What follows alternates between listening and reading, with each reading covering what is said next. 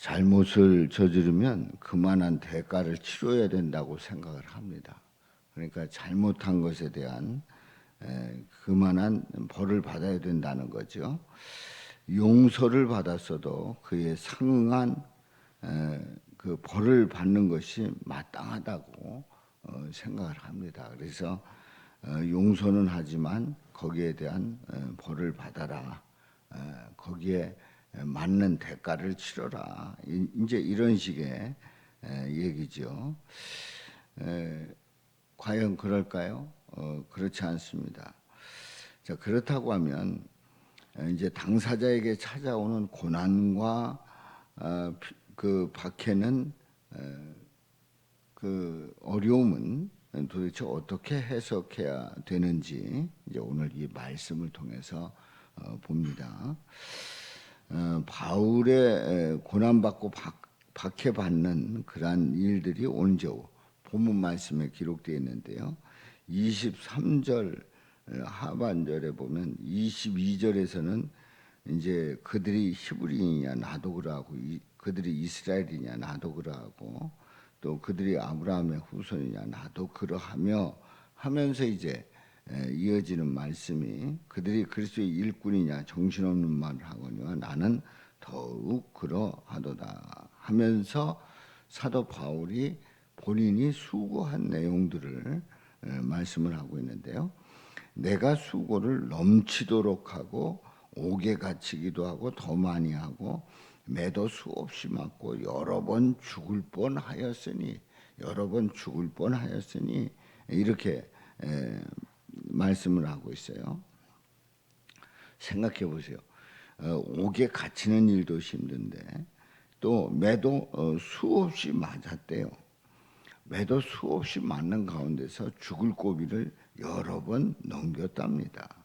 그러니 얼마나 그 수고가 많은 겁니까?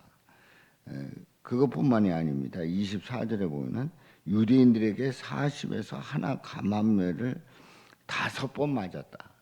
5차례나 맞았다는 얘기예요. 40에 하나 감암매를. 그래서 유대인들이 40에 하나 감암매라고 하면은 이건 죽도록 맞은 거죠. 그냥 우리가 뭐 잘못했을 때 몇 대 맞을래? 그럼 뭐 3대, 아주 많으면 10대, 막 이런 나름대로의 그런 선이 있지 않습니까? 근데 40에 하나 감암매를 맞는 거는 이 죽도록 맞는 겁니다. 5번을 맞은 거예요. 그러니까 40에 하나 감암매 이걸 그냥 숫자적으로 계산하면 195번을 맞았다는 거예요. 195번씩이나 맞았다는 겁니다. 그러니 그 매가 그게 쉬운 매냐 말이에요. 그래서 25절에 보면 그 매의 종류를 얘기하고 있어요.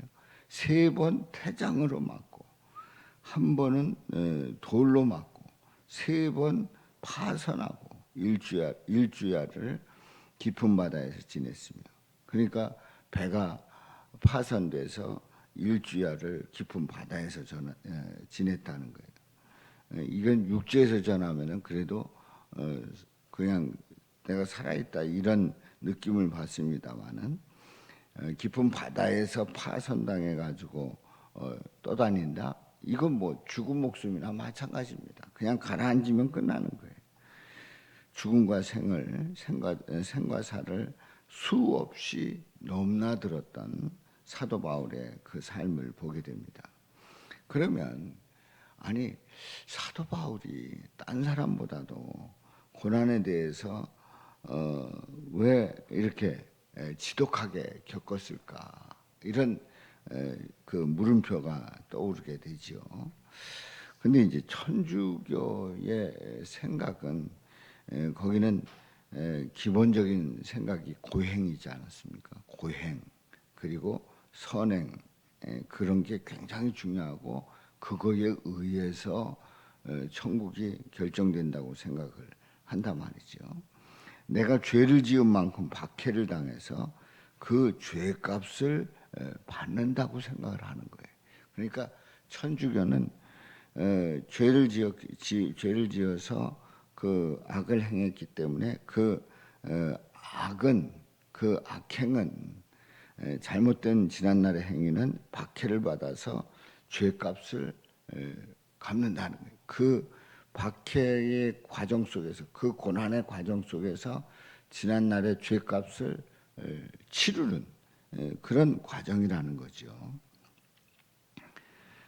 바울은 철저한 바리새인입니다. 철저한 바리새인인데 예수님을 이단이라고 생각해서 믿는 사람들에 대해서 박해하는 정도가 뭐 이루 말할 수 없었습니다. 아주 최고의 박해를 했던, 그래서 스데반이 순교당할 때에도 거기에서 그 일들을 관여했던 그런 바울의 모습을 봅니다. 근데 다메섹 가는 길에서 예수님 만나고 자신의 죄가 어떤 죄인지를 깨닫게 되죠. 야, 이 죄가 이게 보통 죄가 아니다 하는 것을 깨닫게 됩니다. 그리고 이제 돌아서지요. 돌아서서 이제 예수님을 박해하던 이 사도 바울이 예수님의 복음을 전하는 그런 아주 복음 최고의 전도자가 됐단 말이에요. 그런데 복음을 전하면서 앞에서 오늘 이 본문 말씀에서 보았듯이 수 없는 고난과 박해를 받았단 말입니다. 그래서 이제 천주교에서는 일반적으로 이런 생각을 하는 거예요. 바울이 예수님을 박해했던 그 죄는 그냥 없어질 그런 경우가 아니다. 없어지지 않는다. 그냥 없어지지 않는다. 그리고 그 죄는 다 어떤 벌로 받는다는 거예요. 그래서 자신의 행동으로 죄를 갚아야 된다는 거죠. 자신의 행동으로 죄를 갚아야 된다는 거예요.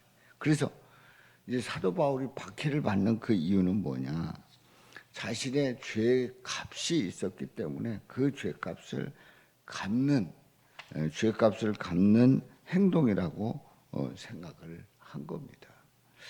그래서 천주교는 이렇게 죄에 대해서 인간이 박해를 받으면 용서받을 수 있다는 신학을 가지고 있는 겁니다. 이게 맞는다는 게 아니에요. 이게 잘못됐다는 거예요. 근데 이런 생각은 우리들도 하는 거예요. 그 지난날에 그런 죄값이 있었기 때문에 결국은 사도 바울이 죄값을 받고 있고 그 고난이 있는 거다. 이렇게 우리도 해석을 합니다.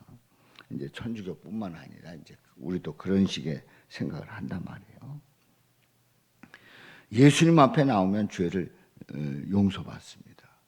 사도 바울의 박해는 죄를 갚아서 용서받는 과정이 아닌 거예요.